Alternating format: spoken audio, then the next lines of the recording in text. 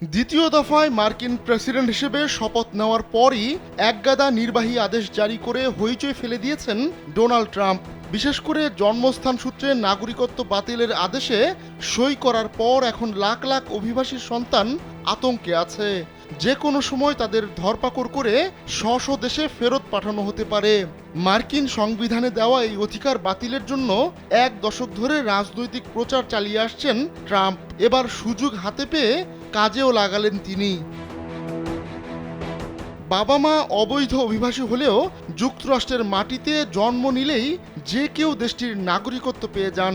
জন্মস্থান সূত্রে নাগরিকত্বের এই বিধান মার্কিন সংবিধানের চতুর্দশ সংশোধনীর মাধ্যমেই স্বীকৃতি দেওয়া হয়েছে। ইডেন বে কক্সবাজার সমুদ্র সৈকতের উপর নিজেদের একটি ঠিকানা। মাত্র ৫ লাখ টাকায় আপনিও হয়ে যেতে পারেন এই হোটেলের মালিক। গৃহযুদ্ধের ক্ষত কাটিয়ে ধীরে ধীরে ঘুরে দাঁড়ানোর প্রক্রিয়ার অংশ হিসেবে 1866 সালে কংগ্রেস সংবিধানের এই চতুর্দশ সংশোধনী পাশ করেছিল। 2 বছর পর 1868 সালে সংশোধনীতে কিছুটা পরিবর্তন এনে জন্মস্থান সূত্রে নাগরিকত্বের বিষয়টি অন্তর্ভুক্ত করা হয়।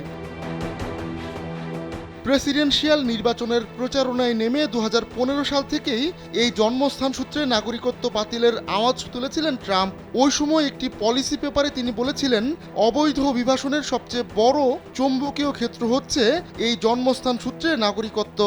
2023 সালে একটি ভিডিওতে ট্রাম্প দাবি করেছিলেন, গর্ভাবস্থার শেষ কয়েক সপ্তাহ হোটেলে কাটিয়ে যুক্তরাষ্ট্রে সন্তান জন্ম দেন অভিবাসীরা। এভাবে নাগরিকত্ব বাগিয়ে নেওয়ায় এটিকে তিনি বার্থ ট্যুরিজম বলেও বর্ণনা করেছিলেন। একবার সন্তান জন্ম দেওয়ার পর স্বজনদের যুক্তরাষ্ট্রে নিয়ে আসে এসব অভিবাসীরা। এই প্রক্রিয়াকে বলা হয় চেইন মাইগ্রেশন, যা ফ্যামিলি বেসড মাইগ্রেশন নামেও পরিচিত।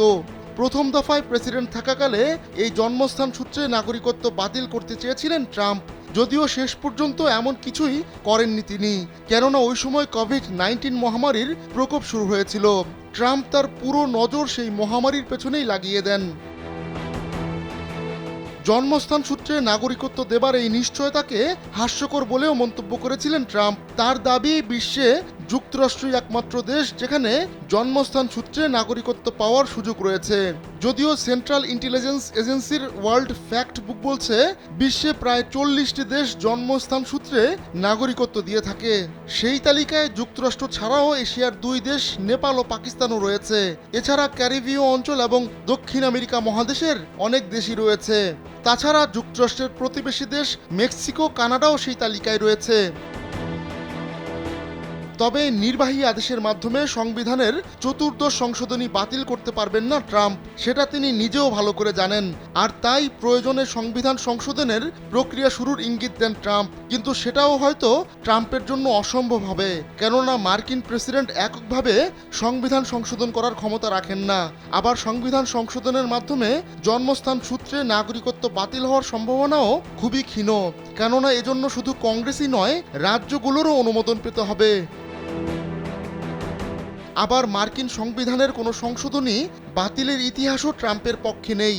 ইতিহাসে কেবল একবারই মার্কিন সংবিধানের সংশোধনী বাতিলের নজির রয়েছে।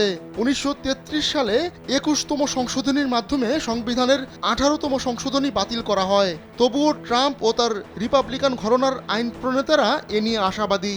এরই মধ্যে জন্মস্থান সূত্রে নাগরিকত্ব বাতিলের জন্য সংবিধান সংশোধনের প্রয়োজনীয় কাজ শুরুর ঘোষণা দিয়েছেন রিপাবলিকান সিনেটর লিন্ডসে গ্রাহাম।